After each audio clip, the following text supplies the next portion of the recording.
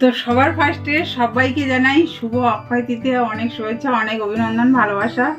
তো সবাই মনে হয় কম বেশি কিছু শুভ জিনিস করেছে, মানে সোনা কিনেছে, রূপো কিনেছে। আমি কথা দিয়েছিলাম আমিও কিনবো, কিন্তু আমার ব্যাড লাক, সোনাটা হয়নি। মানে দোকানে গেছিলাম সাজুগুজু করে, কায়দা করে দোকানে গিয়ে গেছিলাম একটা পলা আনতে, কিন্তু সে আমার হাতে এত বড় সাইজ যে কিছুই পাই না, ফিঙ্গারিং পাই না, তারপরে হাতে চুড়ি বালা কিছুই হয় না, সব অর্ডার করতে হবে, তারপরে বানিয়ে করতে হবে। তো রেডিমাল খুঁজতে গেছিলাম, পাইনি, ব্যাড লাক, ওই জন্য হয়নি সোনাটা। কিন্তু না হলেও বল্টুর কিপ্টে বাবা আমাকে একটা রূপোর কিছু জিনিস দিয়েছে, সেটা আমি তোমাদের সঙ্গে শেয়ার করবো। আর বল্টুর কি হয়েছে? বল্টুর মন ভালো নেই। ওকে, বল্টুর মন ভালো নেই, পর চলে এসছে। দেখো এই যে এইটা, এটা কি দেখে নাও, এটা রূপো তো বনি? হ্যাঁ মনে হয় রূপো, হ্যাঁ। তো রূপোর সিঁদুর কৌটো এটা। এটা আমার অনেকদিনকার শখ ছিল, তো এই ছোট্ট শখটা আমার পূরণ করেছে। সঙ্গে আছে কাটা, এই যে রূপোর কাটা।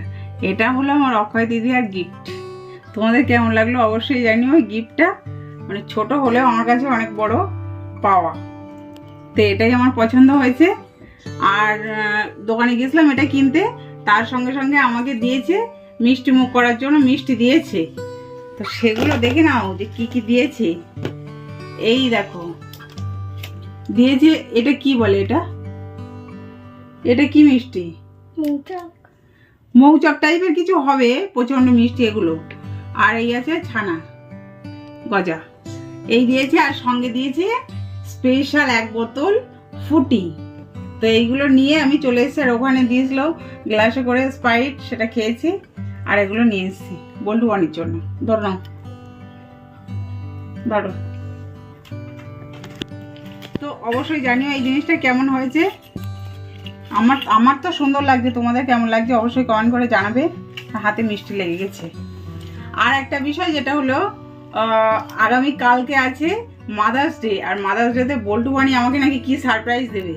হ্যাঁ, তো সারপ্রাইজ দেখতে গেলে তোমাদের চ্যানেলে অবশ্যই চোখ রাখতে হবে, দেখতে থাকো আর সঙ্গে থাকো। আর বল্টু বানি কি সারপ্রাইজ দেয় মাকে, সেটা তোমাদের দেখতেই হবে।